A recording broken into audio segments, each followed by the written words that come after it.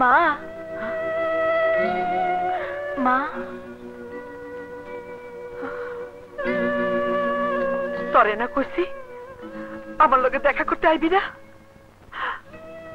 আমি পাপী না মা, তুমি পাপী না। আমাকে বাঁচাতে কি খুন করেছো? না রে, আমি তোর লেগে কিছুই করি নাই। আমি নিজের সুখের লেগে অনেক বড় অন্যায় করছি। বারবার কেন এক কথা বলো? তা আমি বুঝি না। সে তুই বুঝবি না। ওই পাপে তো আমার স্বামী মরছে, আর আমি জেলখানায় পইচা মরতেছি। মা, খোঁজ নিয়ে জানলাম তোমার সাজার মেয়াদ প্রায় শেষ। মাসখানেকের মধ্যে তুমি মুক্তি পাবে। কিন্তু আমার পাপ থেকে আমি তো মুক্তি পাবো না রে। কি এমন পাপ করেছো জানিয়ে তোমার এত অনুশোচনা? না না, সে কথা আমি কাউরে কইতে পারব না। এই আপনার সময় শেষ।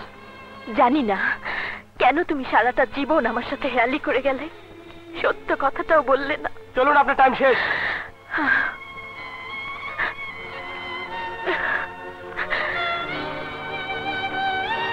তোরে আমি কেমন করে কই আমি তোর মা না, তুই আমার মাইয়া না। জানি না তোর আপন বাপ মা বোন কই আছে।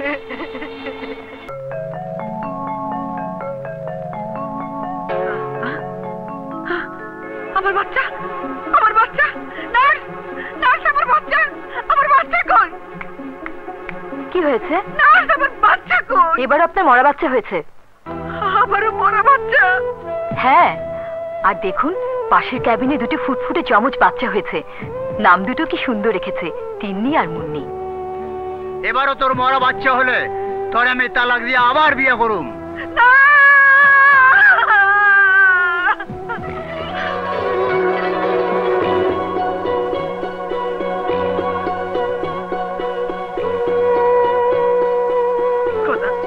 তুমি আমার একটা পোলাপানো দাও নাই, আর হ্যাঁ গো দুইটা সন্তান দিছো। এর একটা আমার, একটা আমার, একটা আমার।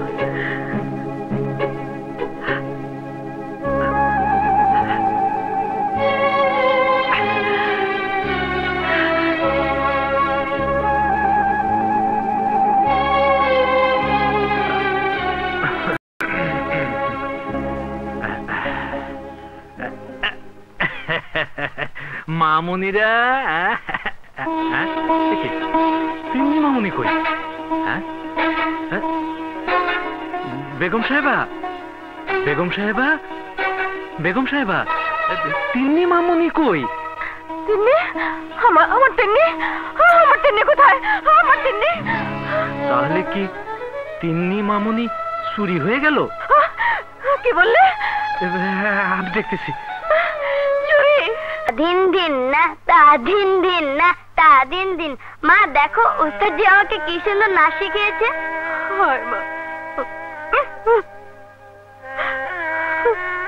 মা তুমি কাঁদছো কেন? সে তুই বুঝবি না রে মা, সে তুই বুঝবি না। যা হবার তা হয়ে গেছে, অদৃষ্টকে মেনে নিয়ে সবকিছু ভুলে যাও, তা না হলে কষ্টই শুধু বাড়বে। আন্ডা ভাজা হবে সব কষ্টের অবসান। এসে গেছি ভাইজান। তুই আবার কি মনে করে এলি? রক্তের টানে সৎ ভাই হলেও আপনি আমার বড় ভাই, পিতৃতুল্য, বাপের মতো। ভাবি, আমরা অন্যায় যা কিছু করেছি মাফ করে দিয়ে আপনার পায়ে ঠাঁই দিই। ঠিক আছে ঠিক আছে, আবার মালিক ওদের থাকার ঘরটা দেখিয়ে দে। আরে ওসব নিয়ে চিন্তা করবেন না বড় ভাই, একবার যখন এসে পড়েছি তখন নিজের বাড়ি নিজের ঘর নিজেই দেখে নেবো। কই গো গিন্নি, এসো। বাহ কি সুন্দর বাচ্চা। কি নাম ওর? অপু। দিন ওকে আমার কোলে দিয়ে নাও। শিগগির এসো। দেন, দেন, দেন, দেন, সর। ঠিক ঠিক ঠিক ঠিক। মুয়া। সুই হয়ে ঢুকেছি, ফাল হয়ে বেরোবো। ঢুকেছো তো অনেকবার, কিন্তু টিকতে পারোনি। ভাইজান বের করে দিয়েছে। এবার দেখবে কে কাকে বের করে। ভাইজান আমাকে ঘর থেকে বের করে দিয়েছিল, আমি তাকে দুনিয়া থেকে বের করে দেব।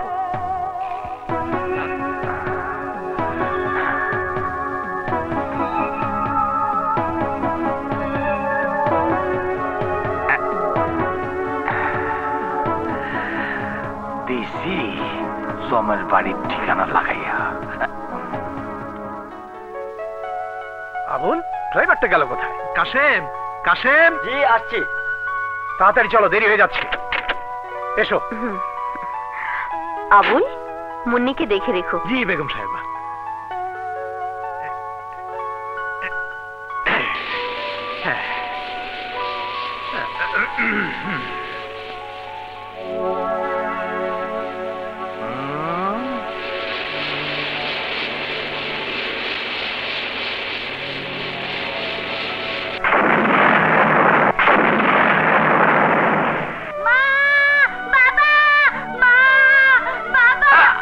আন্ডা ভাজা। আরে এই কুস্তি বয়সে বাপ মা হারায় এতিম হয়ে গেলি। কাঁদিস না মা, কাঁদিস না। আমি তোরে কোলে পিঠে করে মানুষ করব। আরে কারো দরকার হবে না, আমি একাই যথেষ্ট।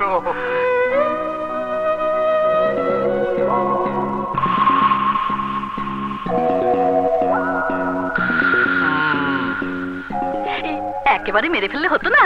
আন্ডা ভাজা কি বলো? ওকে মারলে আমরাও যে মারা পড়ব। বলো কি?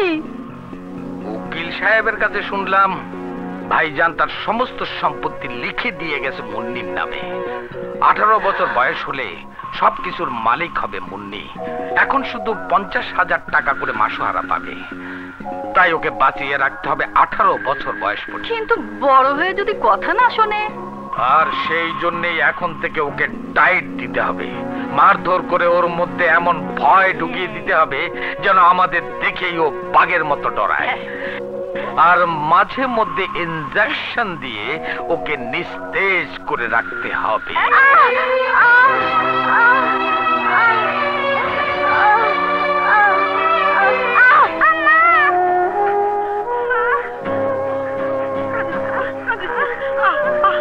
জ্বরে কতটা ফুটে যেতেছে।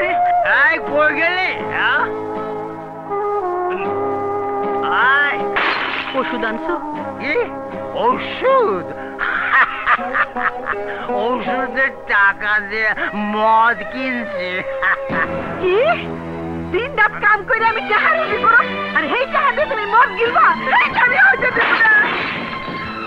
তুই আমার মদের বোতল ভাঙিয়ে ফেললি? আজ তোরে আমি জানে বাইরে ভাঙবো।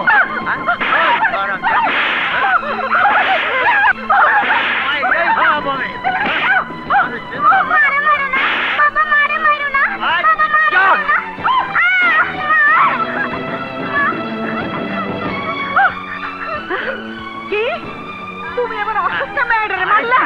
আমি অনেক সহ্য করছি। আর না, তোমার আমি